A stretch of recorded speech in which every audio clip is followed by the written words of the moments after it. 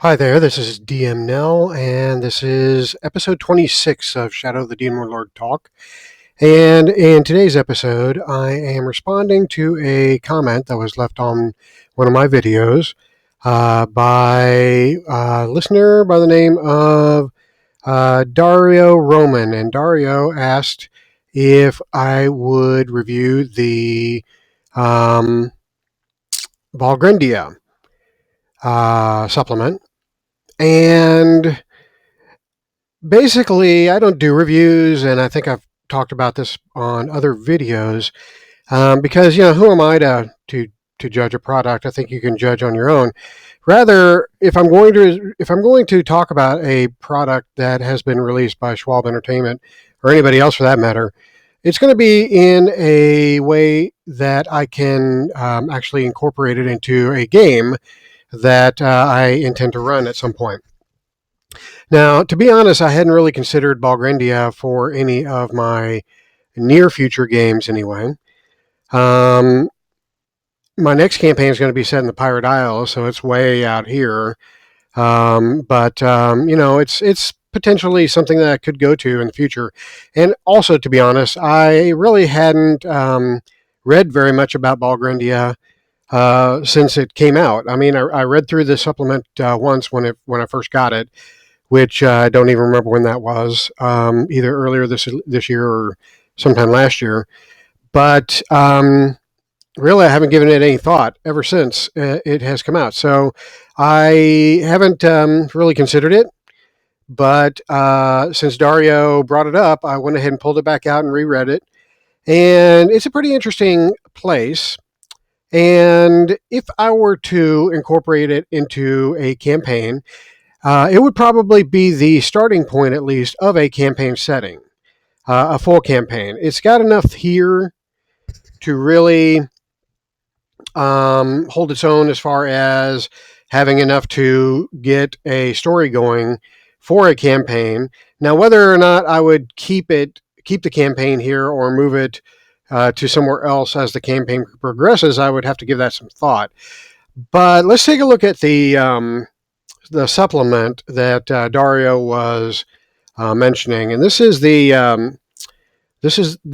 front page. It's Land of Dream and Darkness, and it's part of the Lands and Shadow for Shadow of the Demon Lord series, which talks about setting aspects of the various aspects of the setting, and the setting being the world of Earth and primarily the continent of Rule.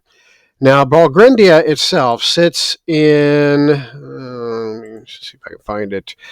Yeah, it sits down here in the lower right-hand portion of the continent. And so, since the equator for this world is up here somewhere, the continent that the setting is in the lower hemisphere.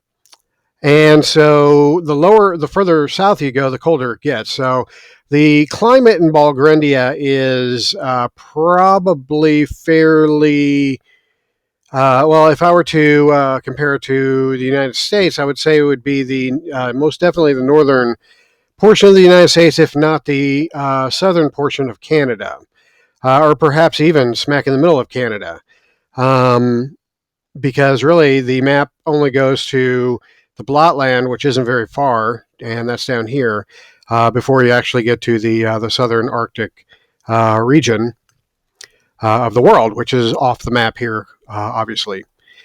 But you're already into pretty Arctic area, lots of tundra when you're talking about the blasted lands and the Blotland. So we're already talking about northern Canada when you're talking about this area right here. So I would say this area right here would probably be comparable to maybe the southern portion of Canada, mid to southern portion of Canada. So as you can see, Balgrendia would be a fairly cold climate for a good portion of the year. But it's warm enough throughout enough of the year that it would still be a good place to live and support life and be a fairly supportive environment. In fact, the main feature in Balgrendia is its vast forest. and it's hard to tell by this map, but this dark green here represents the forest, and you can see it takes up the majority of the landmass that Balgrendia is in.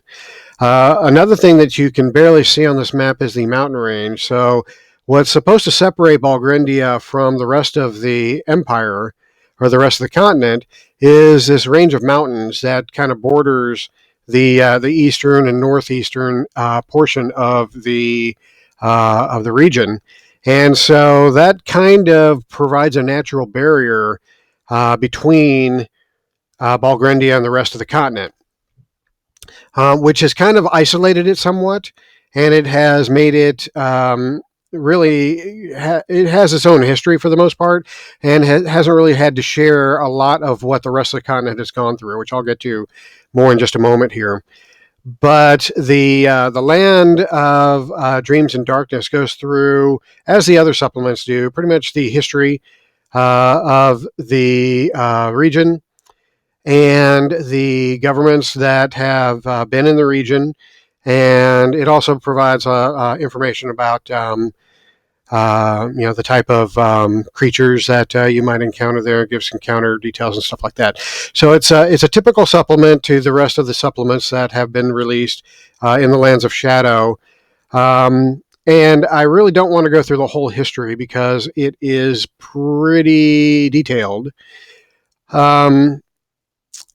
But let me just kind of give you a summary. So the summary of the history of this place is that it really comes into play. It really becomes historically relevant when the Fey Queen known as Nox, Nox, Nox, who's famous for being the lover of Diabolus, who is the devil, abandoned the Fey courts. She got tired of all the Fey politics, and she pretty much just wanted to go her own way.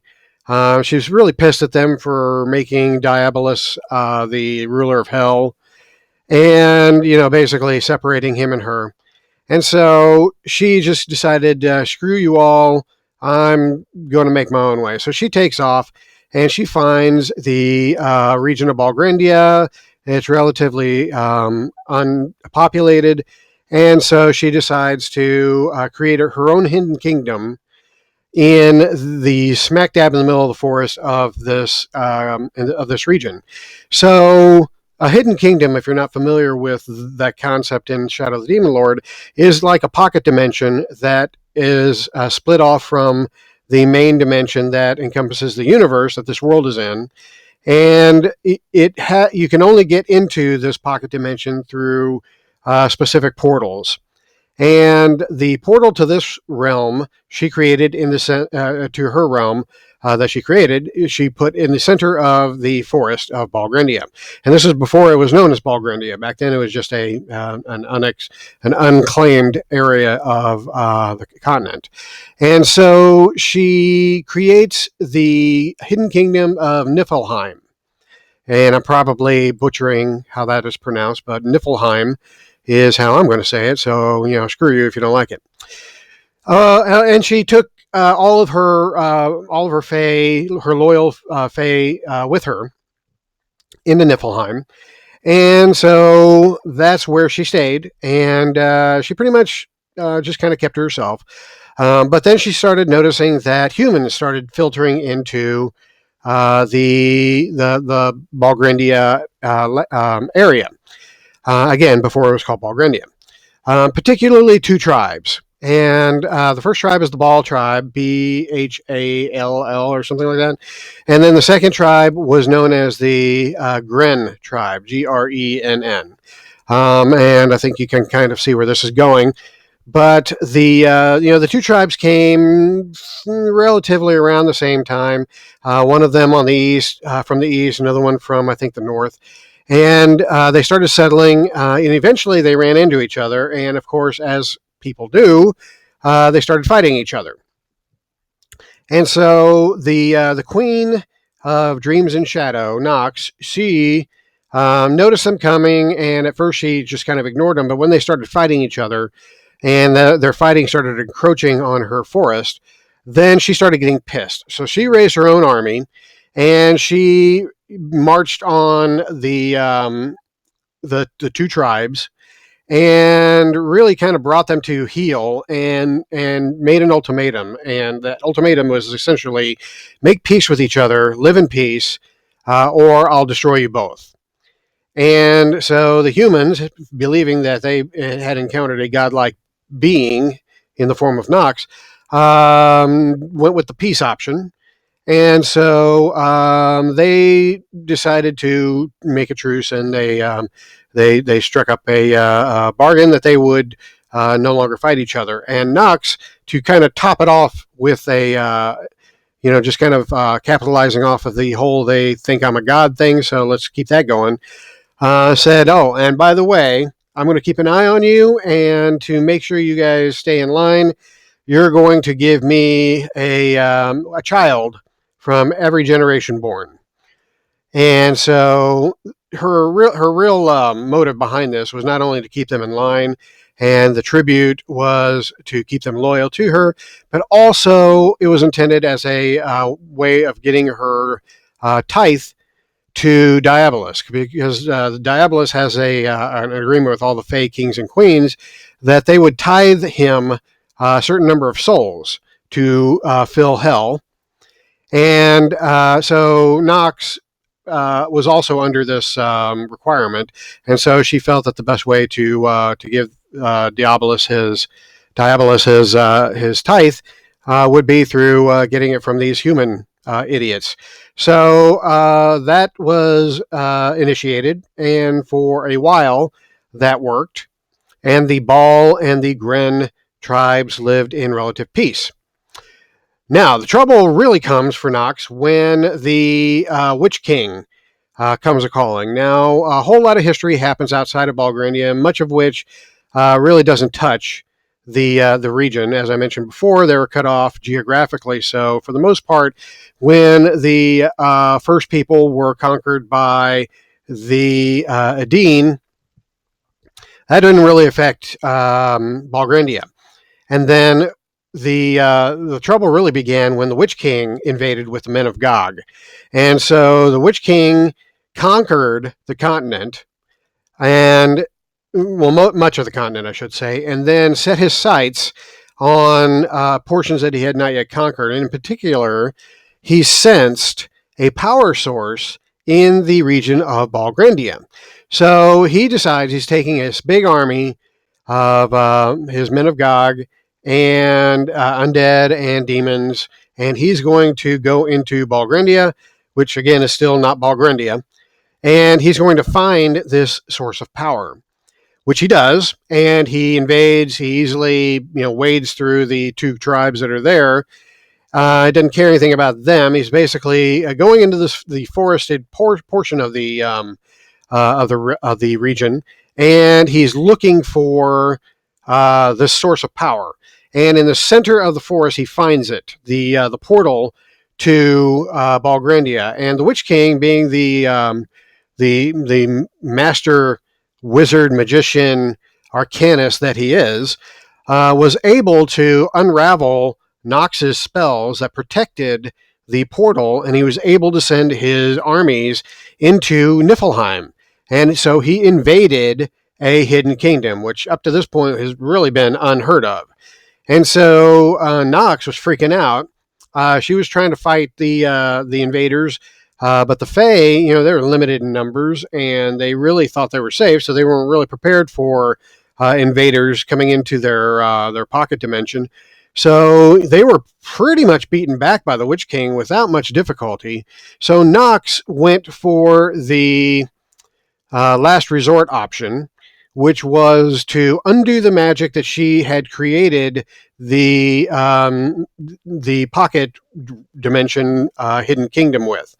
And so, and it really doesn't go into a lot of detail on how pocket dimension hidden kingdoms are created, but it's almost as if it is a bubble. I'm kind of envisioning is that here's the normal universe, and then a bubble is created outside of the universe, still connected to it, And so that's where a hidden kingdom would fall or would lie within this bubble that is just adjacent to this universe. And so basically what she did was she blew everything out of her bubble, or she unleashed the magic that was holding the bubble together. Is probably a better way of putting it. And so this bubble essentially exploded back outwards through the portal, and everything that was in Niflheim exploded outwards. And so that managed to destroy much of Niflheim, most of Niflheim. It destroyed most of the armies of the Witch King that were in there, and the Witch King and his generals came out unscathed, of course. But and so did Nox. But it really ended his campaign in Balgrendia. After that, and the majority of his undead and demon armies were destroyed by this, what amounted to a nuclear explosion, and really just kind of resulted in a huge portion of the forest being destroyed, and lots of the Fae that were in the Fae, the undead, the demons that were in the realm, kind of being forced to merge with a lot of the land features in that region, making it a really nightmarish place. The Witch King said, "Okay, not worth it. I'm out." So he takes the remnants of his army and leaves Balgrendia. So Balgrendia then becomes kind of a really darker place than it was before, and Nox, having lost her hidden kingdom and having lost a huge portion of her servants and her followers, she decided she's also out, and she just disappears. Where she goes, no one knows. She just leaves, and she leaves the ruins of Niflheim behind. So what that leaves the people that live in the area known in the future as Balgrendia is a forest that is filled with all kinds of mutated fairy, demon, undead monster things, along with all the fairy creatures that were already in the forest, thanks to Nox. And so it made the forest, which again is the largest land feature in this region, geographic feature of the region, it made living there very difficult. So the two tribes did the best to survive. They started fighting each other again, of course, because now Nox wasn't around to enforce her treaty. And so, they started fighting each other, as two tribes generally do. But eventually what happens is a king that is wiser than most, from the Gren tribe, decided to try to make peace. And so he offers to marry a princess of the Bal tribe, and therefore offers the Gren tribe to the Bal king, in hopes of garnering a greater peace. The whole thing is accepted. They get married, and thus is formed Balgrendia. The merger of these two tribes and the formation of from two kingdoms to essentially one nation. So that is that's the ancient to somewhat modern history. And so a sort of peace has been in place ever since the Balgrendia nation was established. And of course, the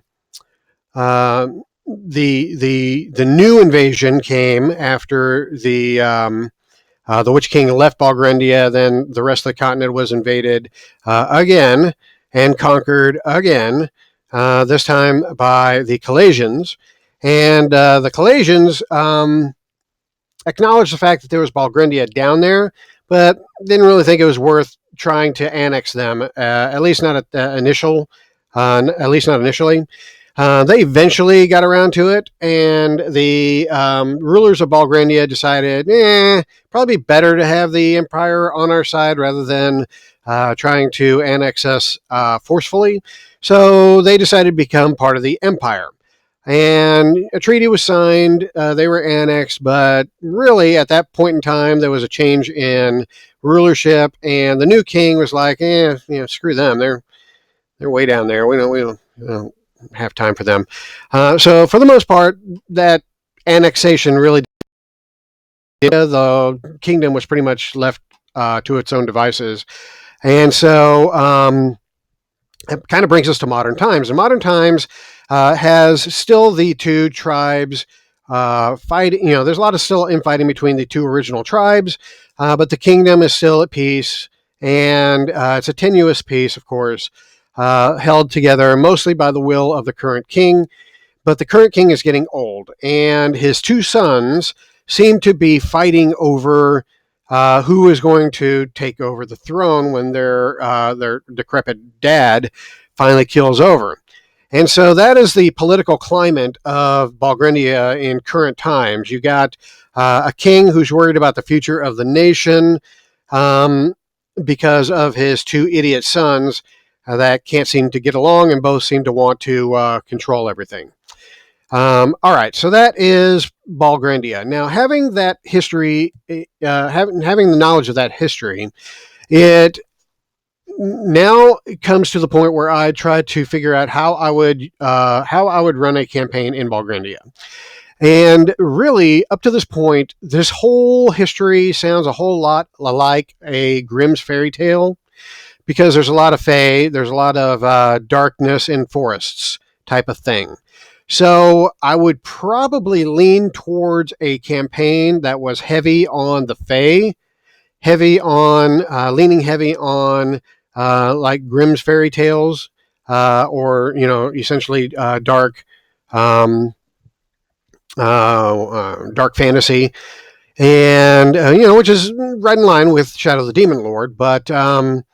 I think the relying heavily on the Fae part of it is what would differentiate this campaign from the rest of the other campaigns that I've run so far.